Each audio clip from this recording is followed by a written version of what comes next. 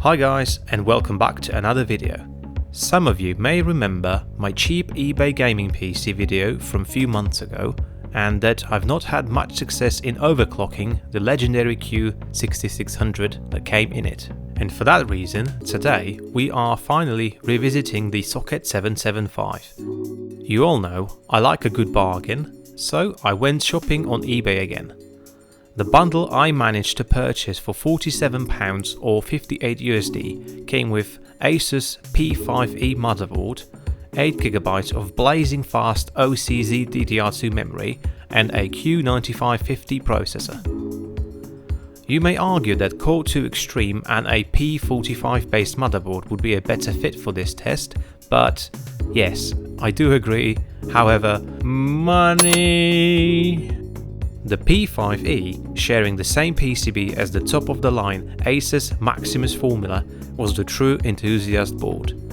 The amount of copper heatsinks found across the board is pleasing to the eye, and they will ensure a good cooling capacity for all the VRMs and South and North Bridge. Bundled with this board was also a Supreme FX2 PCIe Express sound card, which was a really nice touch. Using my open test bench as a platform for this build, I've decided to use a GTX 285. Whilst Crossfire is supported with this board, I wanted a smooth experience and not having to deal with the typical multi-card setup issues. For now, I'm leaving the stock Intel CPU cooler on, however, I'm pretty sure it won't be long before I need to upgrade that. A few hours later, and with a fresh copy of Windows 7 and all of its available updates installed, it was time to establish baseline score for the CPU. Running the CPU Z-Bench at the stock 2.83 GHz, we saw a single thread score of 253 points and 968 for the multi-thread. A quick reminder, the cheap eBay's Q9600, which was clocked at 3.2 GHz, pushed 276 and 1106 points. In Cinebench R20, the Q9550 scored 489 points. All nice and well, but we're not here to run stock clocks. Let's quickly ramp things up and push the CPU to 3.4 GHz first. The stock CPU cooler is great, well, at least for stock clock speeds. Using Prime 95 torture test, and just a couple of seconds later, it was clear an upgrade to a Hyper 212 Evo was necessary. Feeling brave, I've decided to push the clocks up to 3.6 GHz across all 4 cores, a cool 27% increase from stock clocks. Before applying any overclocks, I had to disable the C1E and Intel's speed step for better stability.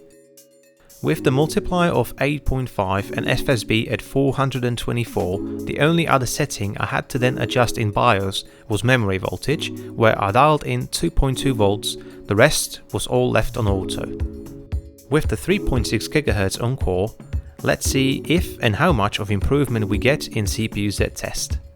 This time, the single thread score was 323 points, that's a 27% increase, and a multi-score at 1235 points or 11% increase.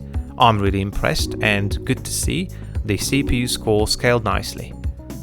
In Cinebench R20, the CPU scored 729 points, and that's astonishing, nearly 50% increase.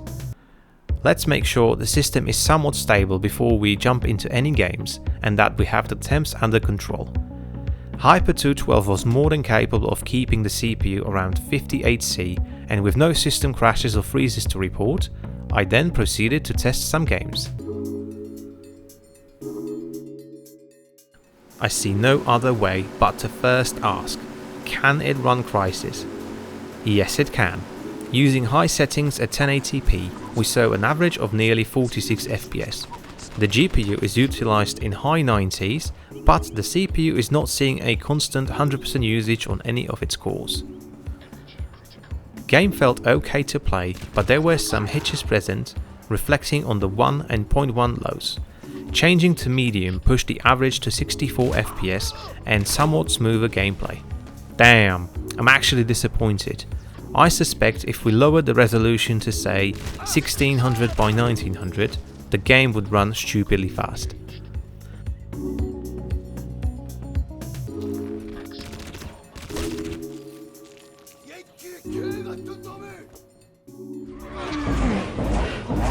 Brings great memories, doesn't it?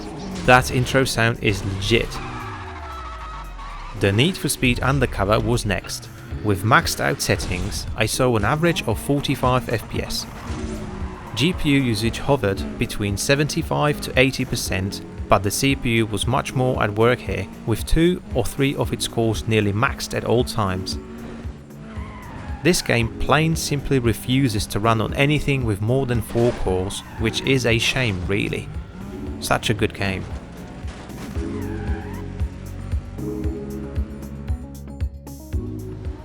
Fast forward 4 years, and with the Need for Speed Most Wanted at high settings, with no super sampling or blur, we averaged 34 FPS.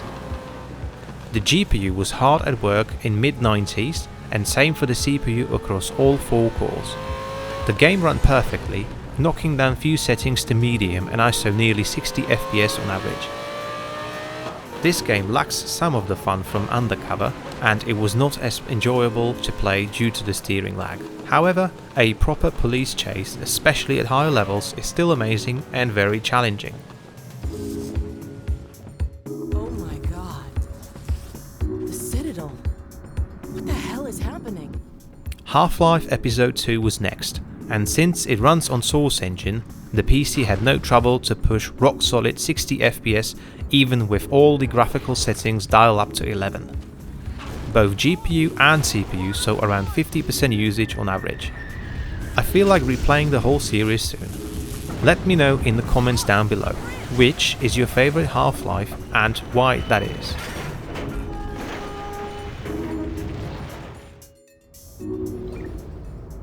A mild attempt to engage my brain cells whilst playing Portal 2, and similar to Half-Life 2, even with all of the settings maxed out, I saw 109 FPS on average. I forgot to turn the VSync on, so the GPU was utilized to about 90%. Wish they would make Portal 3 soon. I absolutely love the concept of this game.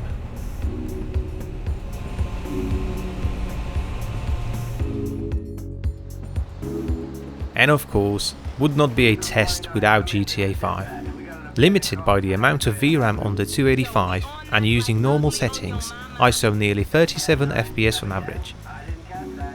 GPU usage was around 90% and the CPU was not used to 100% on any of its cores for more than a split second, unlike with the Q9650 inside the cheap eBay PC. Is it perhaps due to the higher core clocks? Despite this, the game was playable and without any significant hiccups.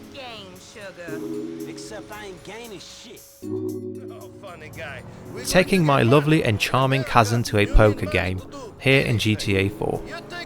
Using high settings and with 3 sliders at 30, the average was 35 FPS.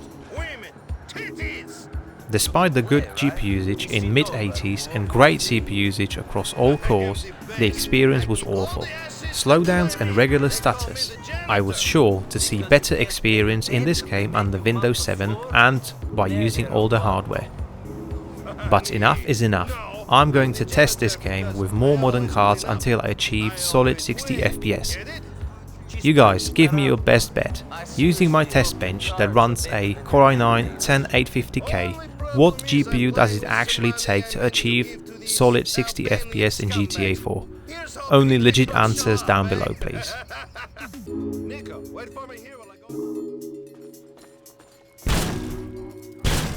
Next game I tested was Fallout 3. I was just messing about with some super mutants and using high preset, the game ran butter smooth 60 FPS with the VSync enabled. GPU usage was around 50% and no more on the CPU cores. What a pleasing experience.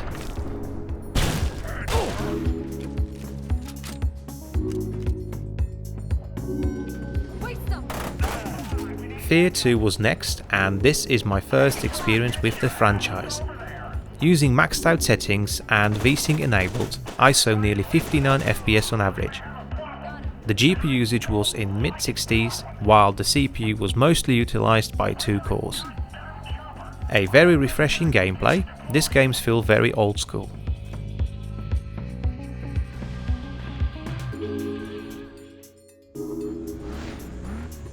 And we close off the game testing with some Test Drive Unlimited 2. Using the high preset, the system pushed 53 FPS on average. The GPU was utilized nicely and up to about 80%, and all 4 cores saw similar usage too. Despite funny physics and bad acting, I do enjoy cruising around the island and the variety of cars in this game. And it's done! I finally satisfy my LGA 775 itch. The CPU overclocked nicely, and as you can see in the game testing, pretty much all of the games tested would happily push 60 FPS with just few settings dialed back at 1920 by 1080. One must admit, even though it's nearly 15 years since the release of this processor, it's a testament of just how good this platform was back in the day. On the other hand, the unfortunate 4 cores is all you need for gaming stick for generations ahead. I'm very tempted to fit a modern 3000 series GPU in and see what it feels like not to be bound by the GPU with this platform. Be sure to let me know in the comments below if you would like to see that video.